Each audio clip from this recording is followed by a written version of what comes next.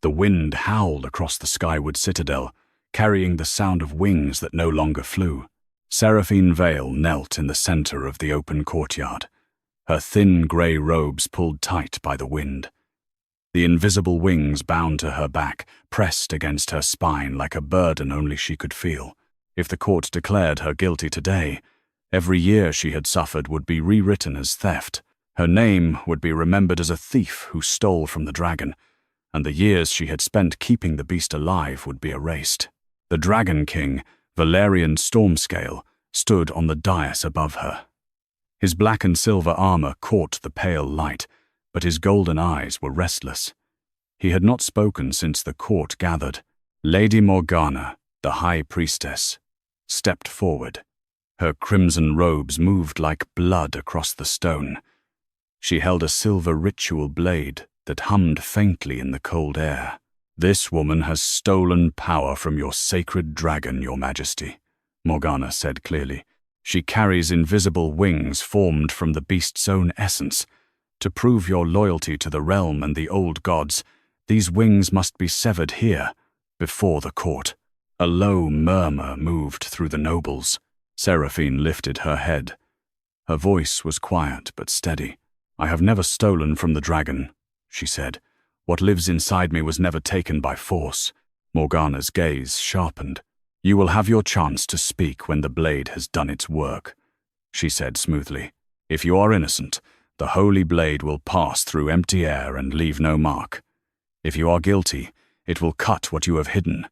Either way, the truth will be known." Valerian's eyes moved from Morgana to Seraphine. For a moment, he seemed about to speak.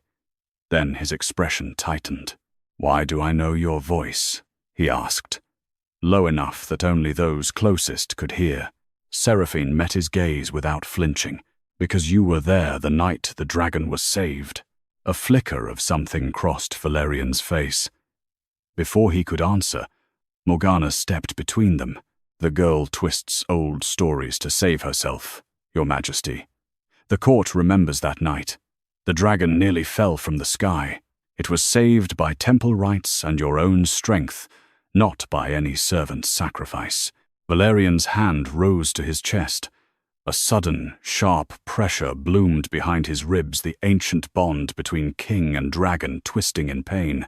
Far above the citadel, though no one could yet see it, the great obsidian dragon circled lower than usual, its wings beating in uneven strokes. It let out a low, uneasy roar that rolled across the mountains. Morgana raised her voice so the entire court could hear. "The dragon senses the theft. It cries out in anger. The longer we delay, the greater the risk to the realm. The blade is ready. Give the order, and let the gods judge her." Valerian's breath had grown uneven. He looked at Seraphine again. "What did they take from me?" he asked, quieter this time. Seraphine's voice was calm, but there was steel beneath it. "You once promised that no one would ever hurt what saved your dragon. You gave your word while snow fell on black stone." Valerian's eyes widened slightly. A fragment of memory tried to surface young hands, reaching toward a wounded dragon, silver light moving from the beast into a girl's back. His own voice shaking as he made a promise he no longer remembered. Morgana's voice cut through before the memory could take hold. "The girl is clever with words, Your Majesty. She would have you believe she is a savior when she has been feeding on your dragon's life for years. The court grows restless. The dragon grows weaker. If you truly value the sacred bond, you will not let this continue." Valerian's hand pressed harder against his chest. The bond inside him was screaming now. The dragon above the citadel had begun to circle lower, its great body shuddering, as if trying to reach something or someone below. Seraphine looked up at him. Her final words before the blade fell were quiet, but they carried clearly across the silent courtyard. "Listen to the sky, Valerian, before you let them take what was never theirs to take." Morgana raised the silver blade. Valerian stood frozen on the dais. The pressure in his chest had become unbearable. For one terrible second he almost spoke, almost stopped it. But the eyes of the court were on him. Morgana's words hung in the air. and the fear that he had carried for years, the fear of the prophecy, of weakness, of losing control, closed around him like iron. "Do it," he said. The blade came down. Silver light burst across the courtyard as the invisible wings shattered. The shape of two broken wings burned briefly in the air before dissolving into nothing. Seraphine's body arched once, then went still. Her strength drained into the cold stone beneath her. At the exact same moment, a terrible, broken roar tore through the sky. The Dragon King's ancient obsidian dragon plummeted from the clouds. Its wings failed mid-air. It screamed not in rage but in raw, devastating pain as it fell toward the citadel. Valerian staggered. The bond between king and dragon ripped open inside him. In that shattering moment, the memory the priests had buried finally broke through. He saw snow on black stone. He saw his dragon collapsed with a poisoned spear in its chest. He saw a girl, young, terrified, but determined, crawl through ash and lay her hands on the beast. He saw silver light move from the dragon into her back, and he heard his own younger voice, shaking with fear and gratitude, promise that no one would ever hurt what had saved them. The promise he had broken. The dragon hit the lower towers with a sound that shook the entire citadel. Its cries of agony echoed across the mountains. Valerian turned slowly towards Seraphine, who lay collapsed against the altar. His face was white with horror. He had not punished a thief. He had destroyed the only person who had kept his dragon alive. The citadel still shook from the dragon's fall. Far below, Vaelith lay broken against the lower towers, her great wings twitching weakly. Through the ancient bond, Valerian felt her heartbeat slowing with every passing moment. Each weakening pulse echoed inside his own chest like a blade being twisted. The dragon was not simply wounded, she was fading, and the longer the truth remained buried, the faster her life slipped away. Seraphine knelt beside the altar, her body trembling from the severing. The silver marks along her spine still shimmered faintly. She kept her head lifted, refusing to collapse even as pain and exhaustion pulled at her. Valerian stepped down from the dais. He moved directly between Seraphine and the temple priests who had begun to approach her again.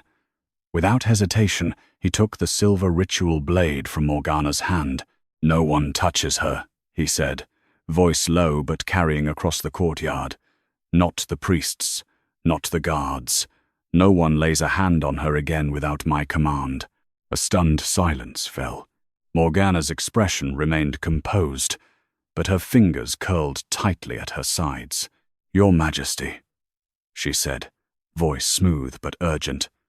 "The girl must be taken to the temple vault immediately. A second sealing must be performed. The corruption she carries is still poisoning the dragon's bond. If we do not contain her now, the beast will not survive the night." Valerian turned to face her fully. "If the stolen power was returned," he asked clearly, "then why is my dragon dying?" Morgana lifted her chin. "The beast rages because the theft has only just been undone.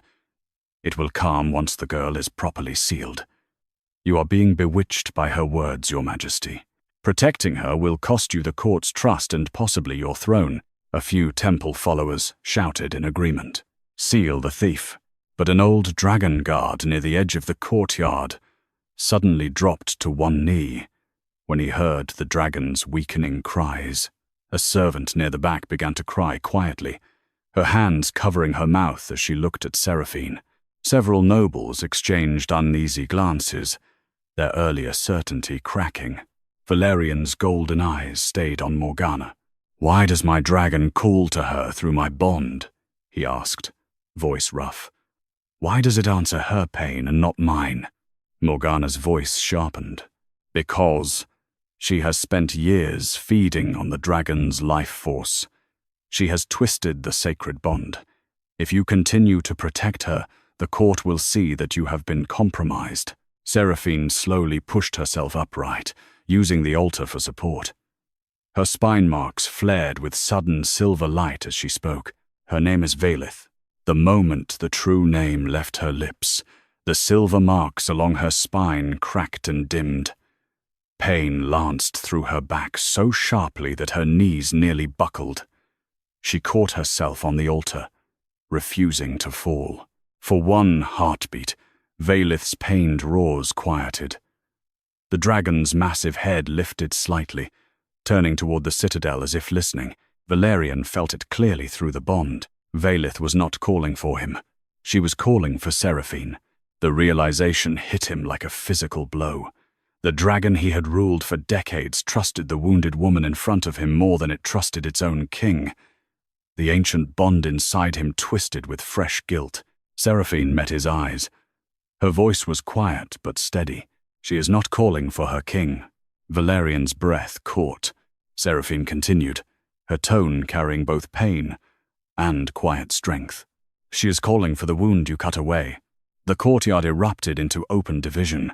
A temple follower shouted, "Seal her before she destroys us all." But an old noble near the front whispered to those around him, "Only a heart keeper could know a dragon's true name." A young servant girl near the back was openly crying now, her voice breaking as she said, "She suffered for the dragon all these years." Morgana's composure finally cracked. She stared at the silver marks on Seraphine's spine, then at the weakening dragon below. For the first time, true fear crossed her face. "Impossible," she whispered. The ancient runes carved into the stone floor suddenly flared to life. Red-gold light spread outward in intricate patterns. The marks shifted and reformed, shaping themselves into the clear image of two broken wings. Beneath the glowing wings, old words burned into the stone for all to see.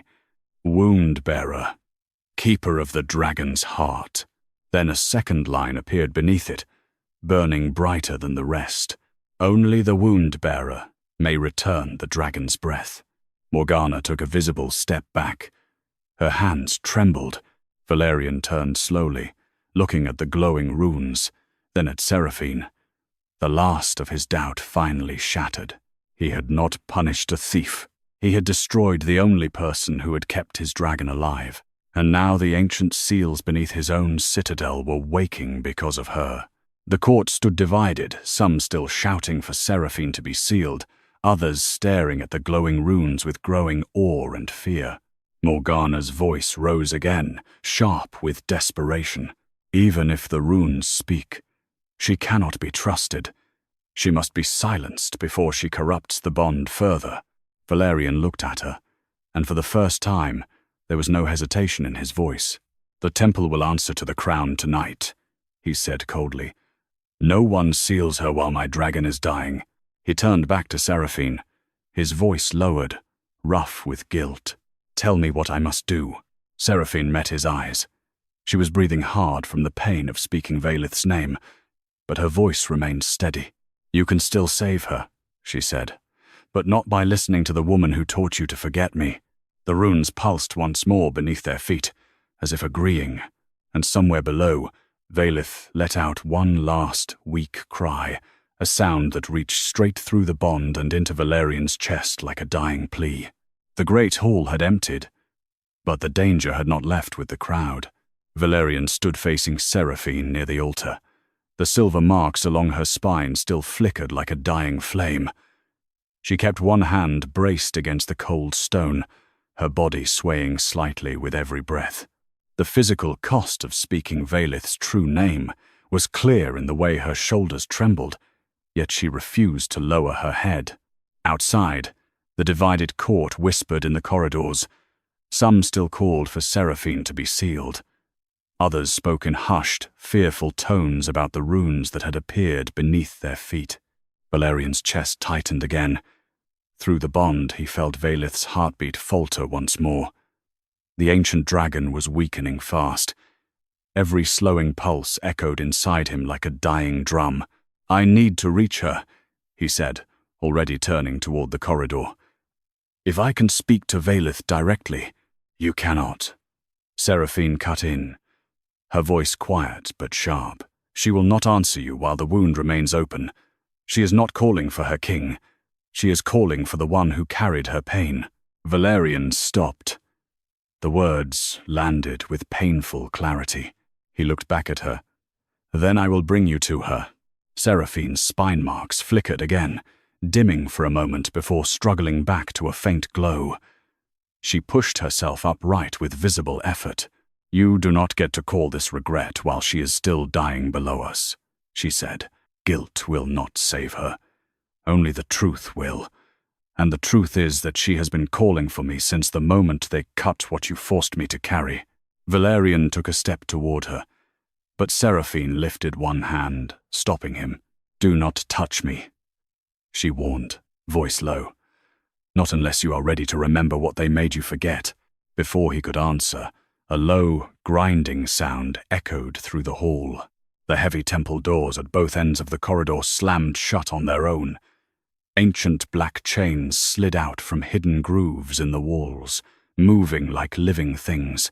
They slithered across the stone floor towards Seraphine, glowing with dark temple runes. At the same time, the runes beneath the altar flared again. This time they formed a circle around her feet, a second seal, designed to cut her remaining connection to Vaelith. Morgana's voice suddenly echoed through the sealed hall, though she was no longer in the room. "Take one more step toward the dragon, Your Majesty, and the wound-bearer dies." Valerian's head snapped toward the sound. His hand went to his sword. Seraphine's marks flared violently as the new seal began to pull at her. She gasped, one hand flying to her chest, as if something inside her was being torn. Her knees nearly buckled, but she caught herself on the altar and stayed upright. "She is not trying to imprison my body," Seraphine said, through gritted teeth. "She is trying to silence the dragon's last call. If this seal completes, Vaelith will have no one left to answer her." Valerian's golden eyes burned with fury. He drew his sword in one swift motion and brought it down hard on the nearest black chain. The blade rang against the metal, sending sparks flying, but the chain only shuddered before continuing to move toward Seraphine. He turned to the sealed doors and struck them with the flat of his blade. "Open in the name of the crown." The doors did not move. Morgana's voice came again, colder this time. "You chose the wrong side, Valerian. The temple has protected this kingdom for centuries. If you continue to shield her, we will protect it from you as well." Seraphine's breathing had grown shallow. The silver marks on her spine were now flickering rapidly, as if the second seal was draining what little connection she still had to Vaelith. She looked at Valerian, her eyes clear despite the pain. "She will die if you leave me here," she said. "And you will never reach her in time if you go alone. Vaelith is not calling for her king. She is calling for the wound you cut away." Valerian stood frozen for one heartbeat, torn between the fading life of his dragon and the woman who had carried that life for years. Then he moved. He sheathed his sword, stepped forward, and despite her earlier warning, slipped one arm carefully around Seraphine's waist to support her weight. The moment his hand touched her back, a sharp memory fragment tore through him. Snow on black stone. A poisoned spear buried deep in Vaelith's chest. Young Seraphine crawling through ash, reaching for the dying dragon. Morgana standing in the shadows, watching, his own younger voice shaking as he gripped Seraphine's wrist and begged her not to touch the wound. And then silver light moving from the dragon into her back, while he made a promise he had long forgotten. The memory vanished as quickly as it came, leaving him breathless. Seraphine's body tensed against him, but she did not pull away. She simply looked up at him, her voice steady even as her marks continued to flicker. "You can still save her," she said, "but not by listening to the woman who taught you to forget me." Valerian tightened his hold on her. He turned toward the sealed doors, golden eyes burning with new resolve. "Then we break the seal together." He raised his sword once more, this time aiming not at the chains, but at the glowing runes circling Seraphine's feet. The blade struck the stone with a ringing crack. The runes flared violently in response. At that exact moment, Vaelith's heartbeat stopped for one terrifying second. Seraphine's eyes widened. She gripped Valerian's arm. "They are too late," she whispered. Morgana's voice returned, colder and more triumphant than before. "Take one more step toward the dragon, Your Majesty, and the wound-bearer dies with her." The second seal around Seraphine's feet flared brighter, and somewhere far below, Vaelith's heartbeat remained terrifyingly still. Valerian did not hesitate. He swung his sword down hard onto the glowing runes circling Seraphine's feet. The blade struck with a ringing crack. The second seal flared violently, sending a shockwave of dark energy up his arm, but the runes fractured. One by one, the black chains slithering toward her slowed, and then stopped. Morgana's voice returned instantly, colder than before. "Take one more step toward the dragon, Your Majesty, and the wound-bearer dies with her." Valerian ignored the threat. He sheathed his sword, turned, and carefully slid one arm around Seraphine's waist. She tensed at the contact, but she did not pull away. Her body was alarmingly light against him. "Can you walk?" he asked, voice low. Seraphine's silver spine marks flickered weakly. She nodded once, though her breathing had grown shallow. "I can walk," she said, "but if you leave me here, Vaelith will not last long enough for you to reach her." Valerian's jaw tightened. He could feel the dragon's heartbeat through the bond, slow, uneven, and terrifyingly faint. Every weakening pulse made his own chest ache. He looked at the sealed temple doors, then back at Seraphine. "We go together," he decided. Now, he supported her weight as they moved toward the heavy doors. With his free hand, he struck the lock with the flat of his blade. The ancient metal groaned but did not give. He struck again, harder. This time the doors shuddered. Behind them, the fractured runes on the floor began to reform. Morgana was not finished. Seraphine suddenly gasped. Her marks flared bright silver, then dimmed sharply. She nearly collapsed against him. Valerian caught her, one arm tightening around her waist. "Seraphine, she is trying to cut the last thread," Seraphine said through clenched teeth. "If the seal completes, Vaelith will have nothing left to hold on to. She will die believing you abandoned her again." Valerian's golden eyes burned. He struck the doors one final time. With a loud crack, the ancient lock shattered. He kicked the doors open and guided Seraphine through. The corridor outside was empty, but distant shouts echoed from the great hall. The court was still divided. Some still called for Seraphine to be sealed. Others had begun to question everything they had been told. They had only taken a few steps when Morgana's voice returned, now echoing through the stone itself. "You are choosing the wrong path, Valerian. The wound-bearer was never meant to stand beside you. She was meant to suffer in silence so your dragon could live. If you continue, you will destroy what remains of the bond." Seraphine's steps faltered. She pressed one hand against her chest as another wave of dizziness hit her. The silver marks along her spine had grown fainter. Valerian stopped and looked down at her. "Can you keep going?" he asked. Seraphine met his eyes. There was no plea in them, only quiet strength. "I have carried her pain for years," she said. "I can carry myself a little farther." They continued down the corridor. Every few steps, the bond inside Valerian twisted again. Vaelith's heartbeat was growing weaker. He could feel the dragon reaching not for him, but for the woman walking beside him. They reached a turn in the passage when Seraphine suddenly stopped. Her marks flared once more, brighter than before. She closed her eyes. "She's calling again," she whispered. Valerian felt it too. Through the bond, he heard something that was not words, a low, desperate pull towards Seraphine. The dragon was using what little strength she had left to reach the one person who had carried her wounds for years. He looked at Seraphine. The realization that Vaelith trusted her more than it trusted him still cut deep. "She has always called for you," he said quietly, "even when I could not hear her." Seraphine opened her eyes. She studied him for a moment.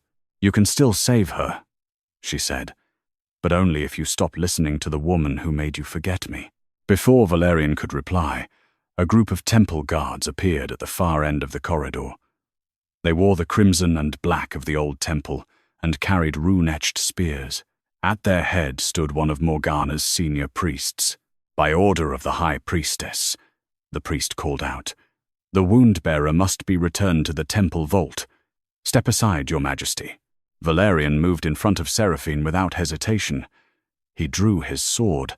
"The temple will answer to the crown tonight," he said coldly. "Stand down." The priest hesitated, clearly torn between temple loyalty and the presence of the king. Behind him, some of the guards looked uncertain. Seraphine placed a hand on Valerian's arm. Her voice was low. "They will not stand down if Morgana has ordered them. She has already decided that I must not reach Vaelith alive." Valerian's grip on his sword tightened. He could feel Vaelith's heartbeat growing even weaker through the bond. They were running out of time. He looked at Seraphine. "Can you run?" She shook her head. "Not fast, but I can walk." Valerian made his decision in an instant. He sheathed his sword, then carefully lifted Seraphine into his arms. She stiffened at the sudden contact, but she did not protest. The silver marks along her spine pulsed once in response to his touch. He turned and began moving down a side passage, carrying her toward the lower levels where Vaelith had fallen. As they moved, Seraphine spoke again, her voice quiet against his chest. "She is not calling for her king," she said. "She is calling for the wound you cut away." Valerian's arms tightened around her. The weight of her words settled deep in his chest. Behind them, the temple guards began to pursue. And somewhere in the corridors, Morgana's voice echoed once more. "Run if you must, Valerian, but every step you take toward the dragon brings her closer to death." Vaelith's heartbeat faltered again, and this time, it did not recover right away. They moved through the lower corridors of the citadel as fast as Seraphine's condition allowed. Valerian kept one arm around her waist, supporting most of her weight without drawing attention to it. She had not protested again after the first time he lifted her. Her spine marks continued to flicker like a candle fighting the wind, growing dimmer with every step. Vaelith's heartbeat was still weak through the bond. It no longer faltered in sudden stops, but it had settled into a slow, dangerous rhythm that made Valerian's chest feel tight with every pulse. Seraphine's breathing had grown shallow. She kept one hand pressed against her side as if holding herself together. When they reached a narrow stairwell leading down to the lower courtyards, she stopped for a moment, leaning against the cold stone wall. Valerian paused with her. "You need to rest," he said. Seraphine shook her head. "If we stop, she will die before we reach her." Valerian looked down at her. The silver marks along her spine had dimmed again. He could see the effort it took for her to stay upright. Yet her voice remained steady, and her eyes held the same quiet strength she had shown in the courtyard. He tightened his hold on her slightly. "Why did you never tell me the truth after all these years?" he asked. Seraphine let out a slow breath. "Because they took your memory the same night they took my freedom," she answered. "And because I knew that if you remembered, you would have to choose between me and the kingdom you were raised to protect. I did not want to force that choice on you again." Valerian was quiet for a moment. The weight of her words pressed down on him. "I should have remembered on my own," he said. Seraphine looked up at him. There was no anger in her expression, only a tired honesty. "You were a boy when they erased it," she said. "They made you believe I was dangerous. They made you believe protecting the dragon meant forgetting the one who saved her. I do not blame the boy you were, but I will not pretend the man you became did not hurt me." Valerian's jaw tightened. He had no defense. She was right. They continued down the stairs. The sound of pursuit had grown distant, but Valerian knew it would not stay that way. Morgana would not give up easily. As they reached the bottom level, a low, pained sound echoed through the stone. Vaelith's breathing had become labored. Through the bond, Valerian felt a sharp pull, not toward him, but toward the woman walking beside him. Seraphine stopped again. Her marks flared weakly. "She is calling again," she whispered. Valerian felt it too. The dragon was using what little strength remained to reach Seraphine. The ancient bond between king and beast had never felt this strained. He looked at Seraphine. "She is calling for you," he said. Seraphine nodded. "She has always called for me, even when you stood beside her every day." The honesty in her voice cut deeper than any accusation could have. Valerian looked away for a moment, then back at her. "I do not know how to make this right," he admitted. "But I will not let them take you again, not while I still draw breath." Seraphine studied him. After a long moment, she spoke. "Then stop trying to fix the past," she said. "Start by saving what is left of her. That is all I ask." They moved forward again. The corridors grew darker and colder as they descended toward the lower courtyards where Vaelith had fallen. The sound of the dragon's labored breathing grew louder with every step. They had almost reached the final turn when the sound of armored footsteps echoed from the passage ahead. Temple guards appeared, led by 2 priests carrying silver staves etched with sealing runes. At their head stood one of Morgana's most loyal followers. "By order of the High Priestess," the lead priest called out, "the wound-bearer must be returned. Step aside, Your Majesty." Valerian stopped. He gently helped Seraphine lean against the wall, then drew his sword. "The temple no longer commands here," he said. "Stand down." The priest raised his staff. Dark energy began to gather at its tip. "You have been bewitched," he said. "The girl has turned you against your own kingdom. We will not allow the wound-bearer to reach the dragon." Before Valerian could move, Seraphine pushed away from the wall. She stepped forward, placing herself slightly in front of him despite her weakened state. Her voice carried down the corridor, clear and steady. "Vaelith is dying because of what your temple did to me," she said. "If you truly serve the dragon, then let her king reach her before it is too late." The lead priest hesitated. The guards behind him looked uncertain. Valerian used the moment. He stepped in front of Seraphine again and raised his sword. "Move," he commanded, "or I will cut through every one of you." The tension in the corridor thickened. For a moment it seemed the temple forces might attack. Then a low, pained roar rolled through the stone from below. Vaelith's cry was weaker than before, but it carried a clear note of distress. The sound made several of the temple guards lower their weapons slightly. The lead priest's face darkened. "You are dooming us all," he said. Valerian did not lower his sword. "Then I will doom us with my eyes open," he replied. He turned slightly, keeping his body between Seraphine and the temple forces, and began moving forward again. Seraphine stayed close to his side, one hand gripping his arm for support. Her breathing had grown more labored, but she did not slow them down. As they passed the temple forces, the lead priest finally stepped aside. The guards followed his example. Though their expressions remained conflicted, they continued down the final passage. The air grew colder. The sound of Vaelith's breathing was now clearly audible. Seraphine suddenly stopped. She pressed a hand against the wall, her body swaying. The silver marks on her spine had dimmed almost completely. Valerian caught her before she could fall. "Seraphine, I am still here," she said, voice strained but steady. "She is still calling. I can hear her." Valerian looked down at her. The guilt that had been growing inside him since the moment the wings were cut now sat like a stone in his chest. He had done this to her. He had let them take what she had carried for years. And now she was the only reason his dragon might still have a chance. He tightened his hold on her. "We are almost there," he said. Seraphine looked up at him. Her eyes were tired, but there was no blame in them. "Then do not stop now," she whispered. They moved forward together.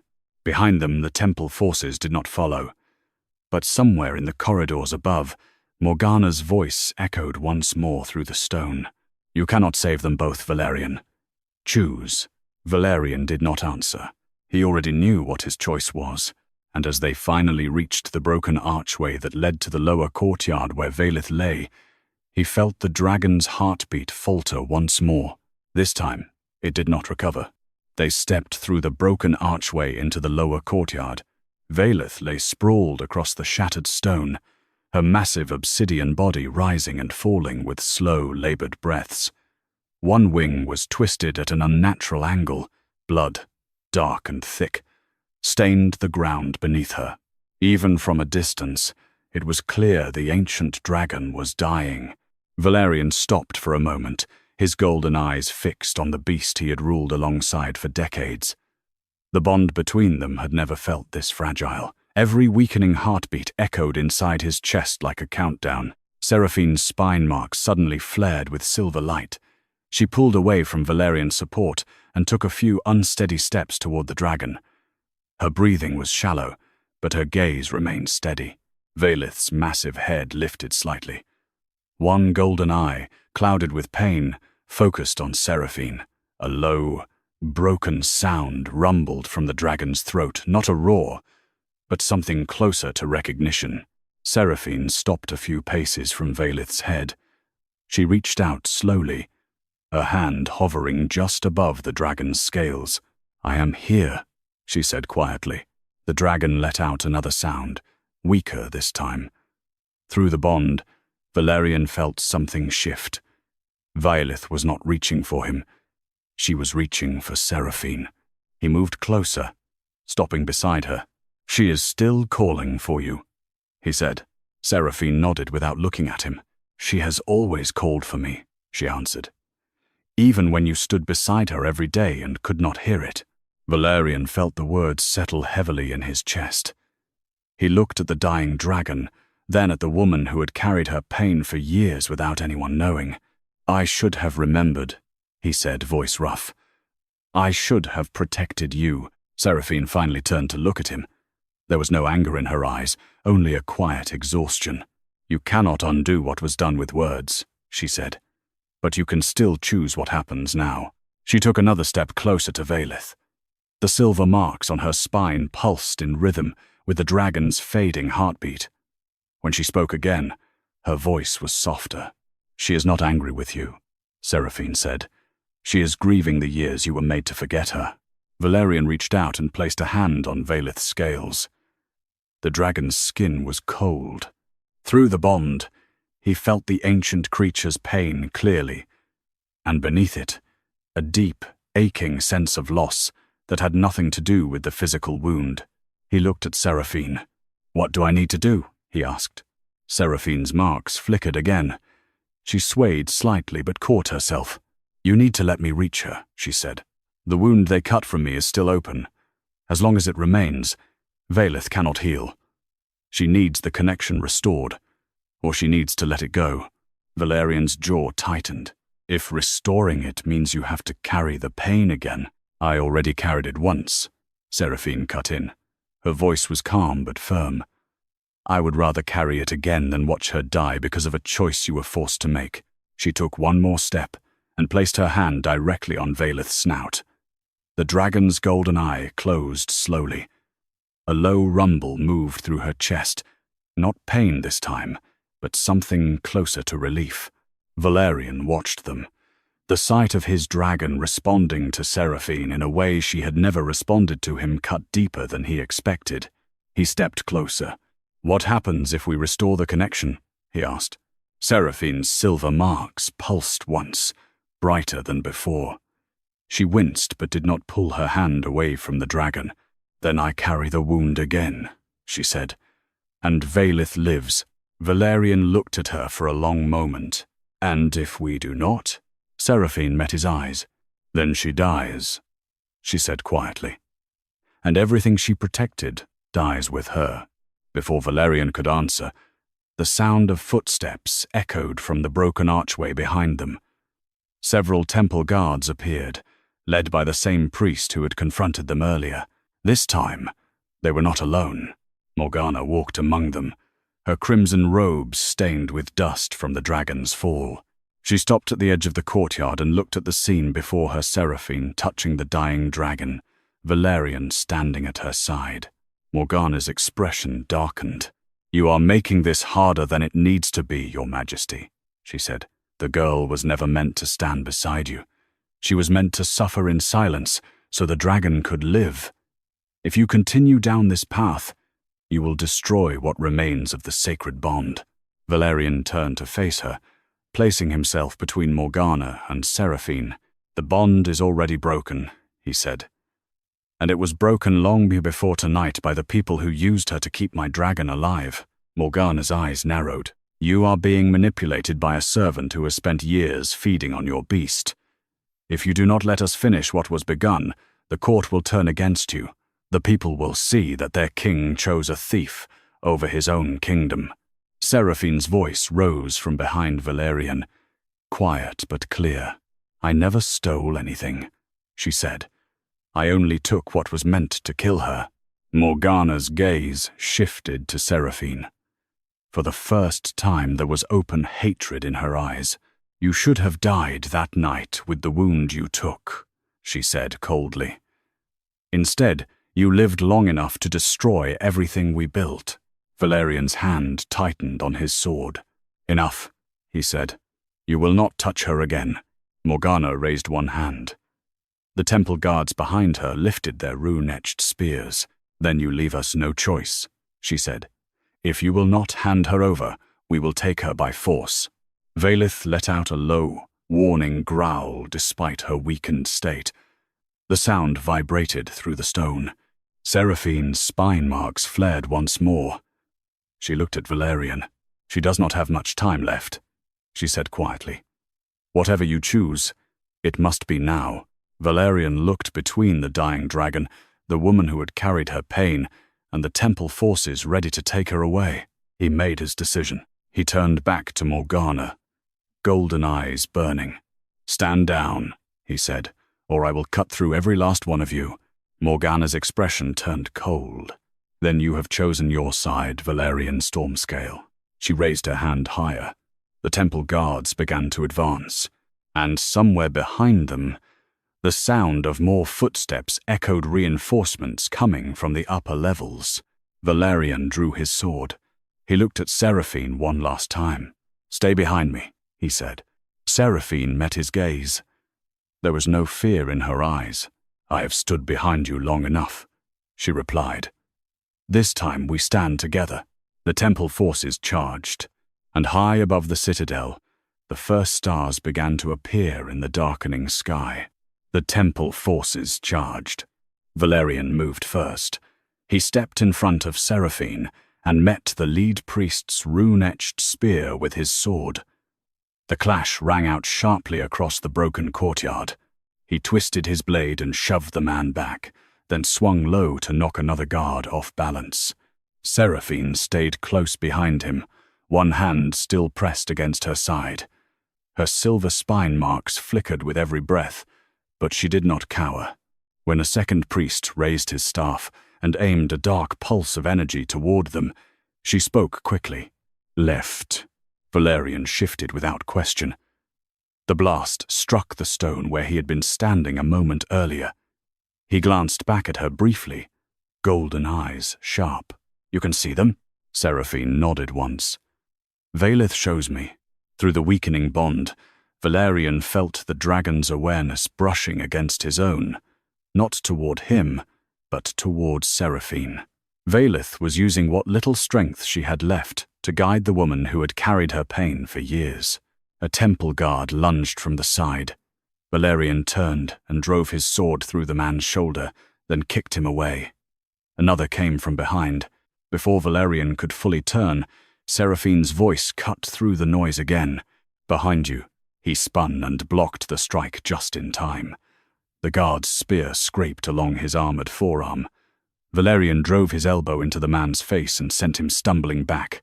They fought their way across the courtyard, step by step, toward Vaelith.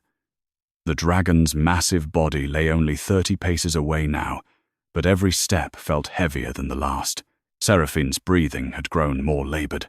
The silver marks on her spine were dimming faster, Valerian noticed. He shifted his stance so she could lean more of her weight against him without slowing them down. "You do not have to prove anything to me," he said between strikes. Seraphine's voice was quiet but steady. "I am not proving anything," she answered. I am keeping her alive long enough for you to reach her." Another blast of dark energy came from the remaining priests. Valerian raised his sword to block it, but the force still knocked him back a step. Seraphine's hand tightened on his arm to steady him. Morgana's voice suddenly echoed through the courtyard again, though she was nowhere in sight. "You are only making her suffer more, Valerian. Every moment she stands beside you, the seal continues to drain what little life she has left. Hand her over, and I will end this cleanly." Valerian's grip on his sword tightened until his knuckles turned white. "You will not touch her again," he growled. He swung hard at another guard, then turned and looked at Seraphine. "Can you still hear her?" he asked. Seraphine closed her eyes for a brief second. When she opened them, her voice was softer. "She is calling for me," she said. "But she is growing weaker. If we do not reach her soon, even I will not be able to answer." Valerian looked toward Vaelith. The dragon's golden eyes were half-lidded now. Her breathing had become shallow and uneven. Through the bond, he felt the ancient creature's life slipping away with every passing moment. He made his decision. He turned back to the remaining temple forces. There were only 4 left now. The lead priest still stood among them, staff raised. Valerian raised his voice so it carried clearly. "Stand down," he commanded, "or I will cut through every last one of you and still reach my dragon."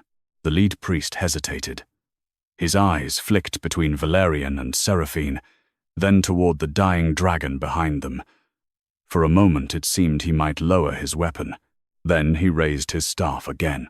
"We serve the temple," he said, "not the crown." He fired another blast of dark energy. Valerian moved to block it, but this time Seraphine stepped forward instead. She lifted one hand, and the silver marks on her spine flared brightly. The dark energy struck an invisible barrier just in front of them and scattered into harmless sparks. The lead priest stared in shock. Seraphine's breathing had grown even shallower. The effort of using what remained of her connection clearly cost her. She swayed, but Valerian caught her before she could fall. "I told you not to touch me unless you were ready to remember," she said, voice strained but still steady. Valerian did not let go. "I am ready," he said. He looked down at her.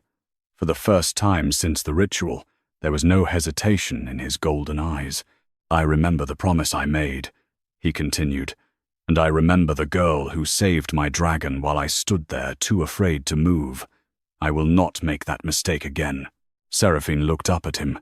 Something shifted in her expression. Not forgiveness yet, but the beginning of it. She placed her hand over his where it rested on her waist. "Then take me to her," she said, "before it is too late." Valerian nodded once. He turned back toward the remaining temple forces, sword raised. The lead priest took one step back. The other guards looked at each other, uncertainly. Valerian did not wait for them to decide. He moved forward with Seraphine at his side, cutting through the last of the resistance with precise, brutal strikes. Within moments, the remaining temple forces were either down or retreating. They reached Vaelith's side. The dragon's golden eye opened slightly when Seraphine approached. A low, broken sound rumbled from her chest. Not pain this time, but something closer to relief. Seraphine placed both hands on Vaelith's snout. The silver marks on her spine flared one last time, then began to pulse in steady rhythm with the dragon's fading heartbeat. Valerian stood beside her, one hand resting on Vaelith's scales. Through the bond, he felt the dragon's life slipping away. He looked at Seraphine. "What do we do now?" he asked. Seraphine did not answer right away. She kept her hands on the dragon, her eyes closed as if listening to something only she and Vaelith could hear. When she finally spoke, her voice was quiet. "We save her," she said, "or we die trying." Behind them, the sound of more footsteps echoed from the upper levels. Reinforcements were coming, and somewhere above, Morgana's voice returned one last time, colder than ever. "You have chosen your path, Valerian Stormscale. Now watch what it costs you." Vaelith's golden eye closed again, and her heartbeat slowed even further. Reinforcements arrived faster than expected. More temple guards poured into the lower courtyard from the upper passages, their crimson and black armor gleaming under the pale moonlight. At their head marched another senior priest, this one carrying a longer staff crowned with a glowing black crystal. Behind them came several more temple followers, some armed with spears, others chanting low incantations that made the air feel heavier.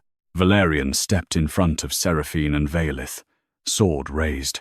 His golden eyes burned with cold determination. Seraphine remained beside the dragon, both hands still resting on Vaelith's snout.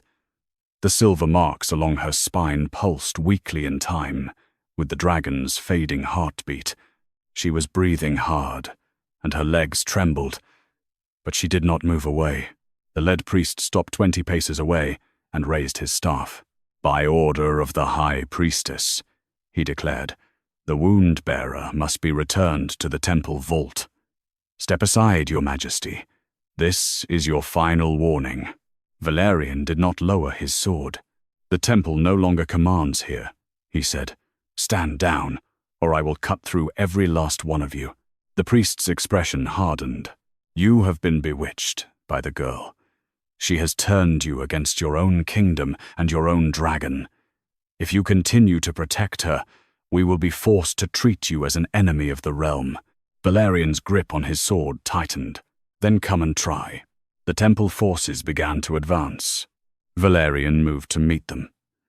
He cut down the first 2 guards who reached him with swift, brutal strikes. When a third tried to flank him, he turned and drove his elbow into the man's face before finishing him with his blade. But there were too many. For every one he struck down, 2 more took their place. Seraphine watched the fight with sharp eyes. Vaelith's golden eye was half open, watching as well. Through their broken connection, Seraphine could feel the dragon's weakening life force slipping further away with every passing second. She turned her head slightly toward Valerian. "They will not stop," she said. "Morgana will keep sending them until either we are dead or Vaelith is." Valerian blocked another spear and shoved the attacker back. "Then we end this here," he growled. He fought harder, cutting a path through the temple forces, but it was clear he could not hold them off forever, while also protecting both Seraphine and the dying dragon. Seraphine's spine marks flickered again. She closed her eyes for a brief moment, listening to something only she and Vaelith could hear. When she opened them, her voice was quiet but steady. "She is almost gone," she said. "If we do not restore the connection soon, even I will not be able to reach her." Valerian glanced back at her between strikes. "What do you need?" he asked. Seraphine looked at him. There was no hesitation in her eyes. "I need you to trust me," she said, "even if it means letting me take the wound back." Valerian's golden eyes darkened. He struck down another guard before answering. "I will not let you carry that pain again." Seraphine's voice remained calm, but there was steel beneath it. "You do not get to decide that anymore," she said. "Vaelith is dying because of a choice you made. If you want to save her, then you must let me finish what I started years ago." Valerian's jaw clenched. He wanted to argue. He wanted to protect her, but every weakening pulse from Vaelith through the bond told him the truth. There was no time left for pride or guilt. He cut down one final guard and turned fully towards Seraphine. "What do you need me to do?" he asked. Seraphine stepped closer to Vaelith's head. The silver marks on her spine had grown even fainter. "Stand with me," she said, "and do not let them interrupt what comes next." Valerian nodded once. He moved to stand directly in front of her and Vaelith, sword raised against the remaining temple forces. The lead priest raised his staff again. Dark energy gathered at its tip.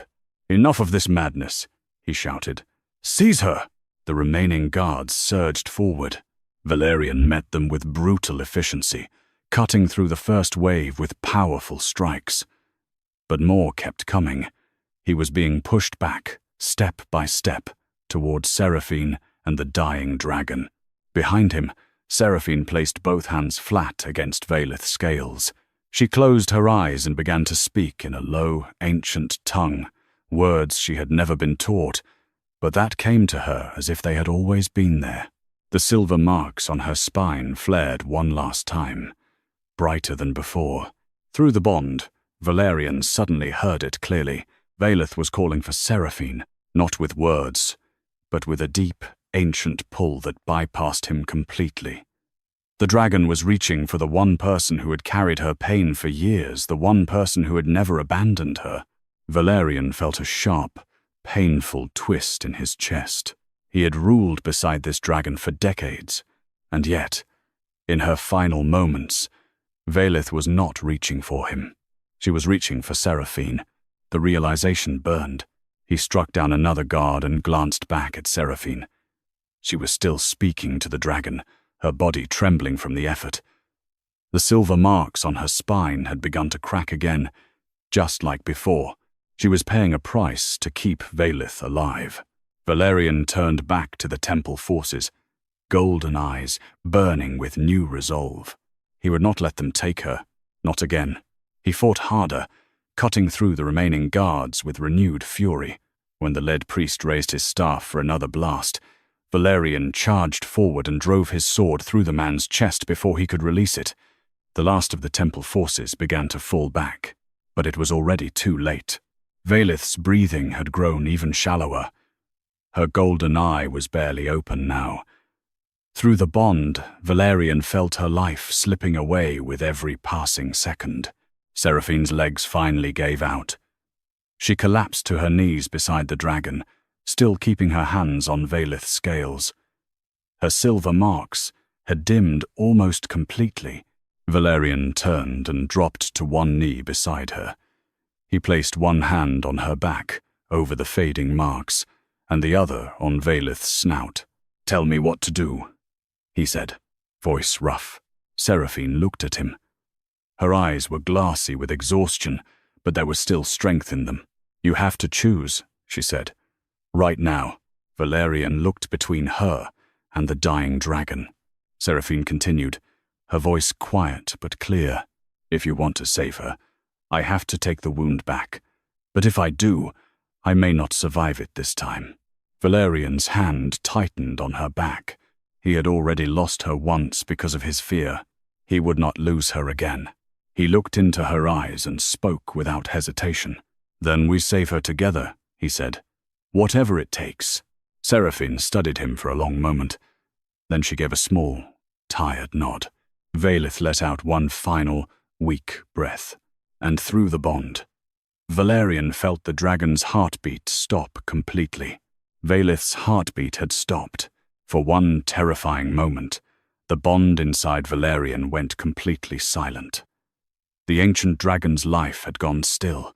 He stared at her massive form, golden eyes wide with horror. Seraphine's hands were still pressed against Vaelith's scales. Her silver spine marks had gone completely dark. She was breathing hard, her body swaying with exhaustion.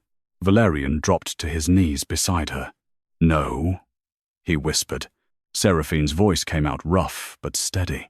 "She is not gone yet," she said. "But she will be soon if we do nothing." Valerian looked at her. The guilt that had been growing inside him since the moment he gave the order to sever her wings now felt like it might crush him. "Tell me what to do," he said.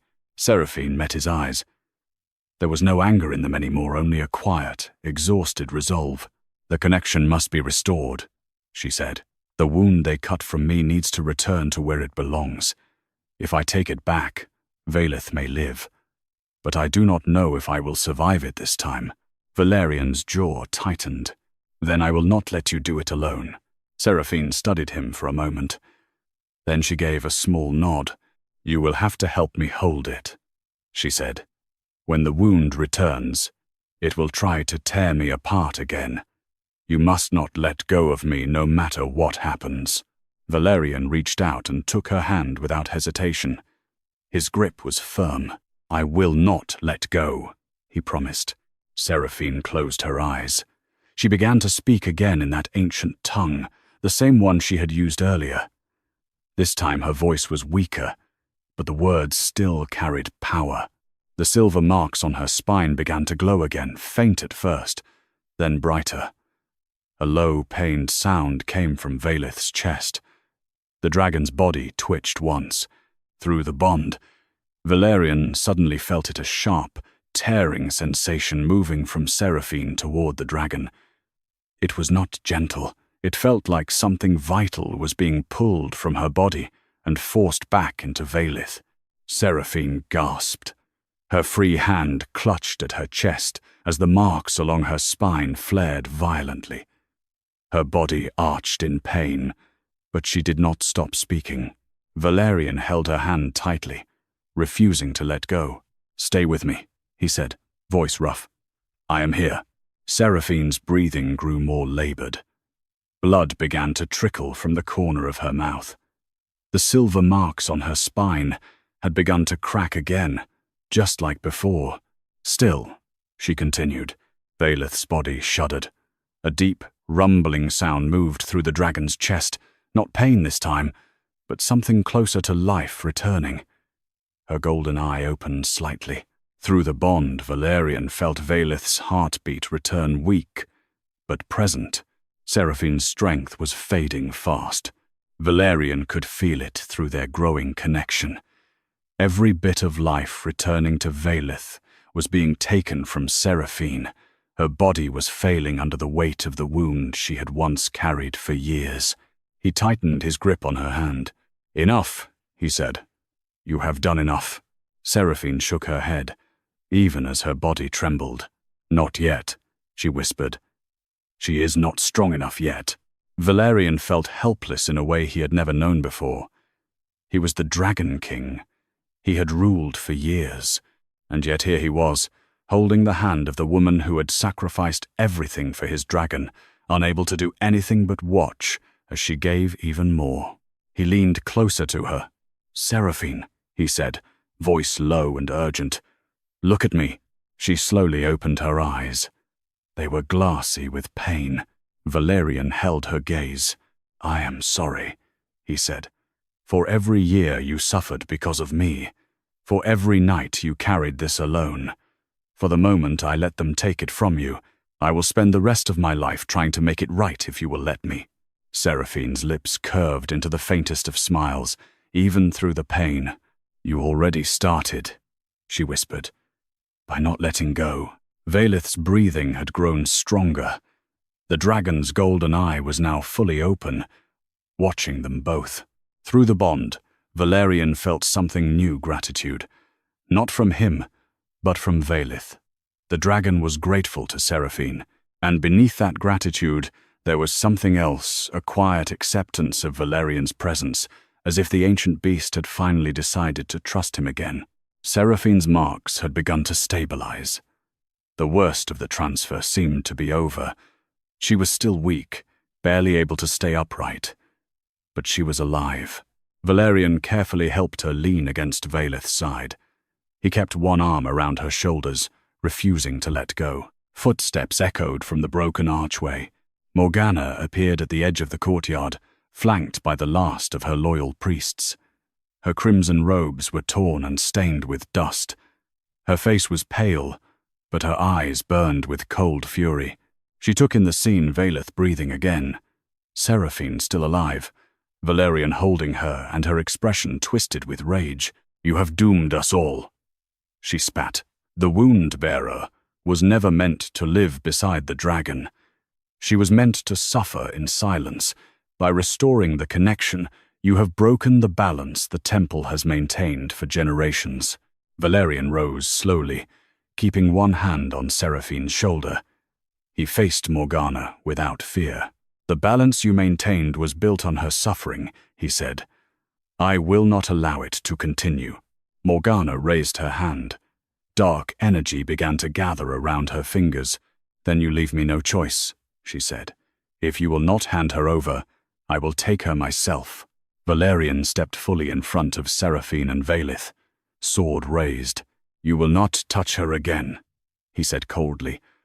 "Not while I still draw breath." Morgana's eyes narrowed. She began to chant under her breath. The priests behind her joined in. The air in the courtyard grew heavy. Dark energy swirled around Morgana's hands, forming into a spear of pure shadow. Valerian braced himself, but before Morgana could release the attack, Vaelith let out a low, warning growl. The dragon's golden eye fixed on the High Priestess. Even in her weakened state, the ancient beast radiated danger. Morgana hesitated. Seraphine's voice rose from behind Valerian, quiet but clear. "She is not yours to control anymore," she said. "And neither is he." Morgana's face twisted with hatred. "You will regret this," she hissed. She turned and vanished into the shadows with her remaining priests, but not before casting one last look at Seraphine, a look full of venom and promise. Valerian did not lower his sword until they were gone. He turned back to Seraphine. She had slumped against Vaelith's side, eyes half closed from exhaustion. The silver marks on her spine had stabilized, but she looked utterly drained. He knelt beside her again. "You should rest," he said gently. Seraphine shook her head weakly. "Not yet," she murmured. "Vaelith is still too weak. I need to stay with her a little longer." Valerian looked at the dragon, then back at Seraphine. He reached out and carefully brushed a strand of hair from her face. "You do not have to carry everything alone anymore," he said. Seraphine looked at him. For the first time since the ritual, there was something softer in her eyes, not forgiveness yet, but the beginning of trust. "I know," she whispered. Vaelith let out a low, rumbling breath. Through the bond, Valerian felt the dragon's strength, slowly returning, still fragile, but no longer slipping away. He stayed beside Seraphine, one hand resting on Vaelith's scales and the other gently holding Seraphine's. For the first time in many years, the Dragon King did not feel alone. And, as the night deepened around them, with the ancient dragon breathing steadily once more, Valerian made a silent vow. He would protect both of them no matter what it cost, even if it meant going to war with the temple itself. The days that followed the fall of Vaelith passed in a strange, heavy quiet. The ancient dragon had survived, though barely. She now rested in the largest of the lower courtyards, her massive body tended by both royal dragon keepers and a small group of healers Seraphine had personally chosen. The silver marks along Seraphine's spine had faded to faint scars, no longer glowing, but she still felt echoes of the old wound from time to time, a dull ache that reminded her of everything she had carried.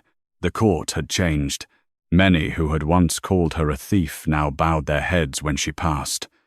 Some still whispered, of course. Fear did not disappear overnight, but the image of the dying dragon reaching for Seraphine instead of its own king had shaken even the most stubborn nobles. The runes that had appeared beneath the altar that night had been seen by too many for the truth to be buried again. Valerian had made it clear where he stood. He had publicly declared Seraphine under his protection and named her as the one who had kept Vaelith alive for years. He had stripped the High Priestess of much of her authority and placed temple matters under the crown's direct oversight. Morgana had retreated to the deepest parts of the temple, but everyone knew she was still dangerous. She had not been defeated, only forced to wait. Seraphine stood on the balcony outside the royal chambers, looking down at Vaelith far below.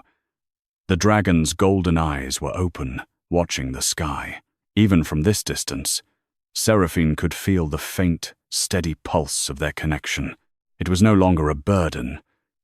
It was simply there, like breathing. Valerian stepped out behind her. He had been spending more time in these chambers lately, often sitting in silence with her while she recovered. He stopped beside her now, following her gaze down to the dragon. "She is stronger today," he said quietly. Seraphine nodded. "She is healing." Slowly. Valerian was quiet for a moment. Then he spoke again, his voice lower. "I keep thinking about the night they took your wings, about how easily I gave the order. I have gone over it in my mind 100 times, trying to understand how I could have done it." Seraphine turned to look at him. There was no anger in her expression anymore, only a quiet honesty. "You were afraid," she said, and they used that fear against you for years. I do not blame the boy who made that promise in the snow, but I needed the man standing in front of me now to be better than him. Valerian met her eyes. I am trying, he said. Every day. I do not expect you to trust me completely yet, but I will keep proving it for as long as it takes. Seraphine studied him for a long moment. Then she reached out and took his hand. It was the first time she had initiated contact since the night in the Great Hall. I know, she said softly, and I am trying too. They stood together in silence for a while, watching Vaelith far below. The dragon shifted slightly, as if she knew they were speaking of her. Valerian gently squeezed Seraphine's hand. I want to rebuild what was broken, he said, not just with Vaelith, with you. I want the court to see you as you truly are, not as a servant, not as a sacrifice, but as the woman who saved my dragon when I could not. Seraphine looked out over the citadel. The wind was cool against her skin. I do not need titles, she said. I only need to know that what I endured meant something, that it was not all for nothing. Valerian turned to face her fully. It meant everything, he said, and I will make sure the entire kingdom knows it. He reached into his coat and pulled out a small silver pendant. It was shaped like two broken wings, reformed into something whole. He held it out to her. This was made from the fragments of the ritual blade, he said. I had it reforged. It is yours if you want it. Seraphine looked at the pendant for a long moment before taking it. She ran her thumb over the smooth silver. Thank you, she said quietly. Valerian stepped closer. He reached up and gently tucked a strand of hair behind her ear, his touch careful, almost hesitant. I do not expect you to love me yet, he said, but I want you to know that I am yours in whatever way you will have me, as your king, as your friend, as whatever you need me to be. Seraphine looked up at him. The man standing before her was no longer the cold, guarded king who had ordered her wings severed. He was still learning, still carrying guilt, but he was trying. She stepped closer and rested her forehead against his chest for a brief moment. I am not ready to give you everything yet, she said honestly, but I am willing to try. With you. Valerian closed his eyes and let out a slow breath, as if something heavy had finally been lifted from him. He wrapped his arms around her carefully, holding her like she was something precious. Below them, Vaelith let out a low, rumbling sound, not a roar, but something closer to contentment. Seraphine pulled back slightly and looked up at Valerian. She approves, she said with the faintest smile. Valerian gave a small, tired laugh, the first real one she had heard from him in a long time. They stood together on the balcony as the sun began to set, the wind cool and steady around them. The kingdom below was still divided, still healing, and still watching. But for the first time in many years, the Dragon King did not stand alone, and the woman who had once carried his dragon's pain now stood beside him, wounded but unbroken. The road ahead would not be easy. Morgana was still out there, the temple still held power, and the old prophecy about the king's true heir had not been forgotten. But for now, in this quiet moment between the three of them, king, dragon, and the woman who had saved them both, there was peace and hope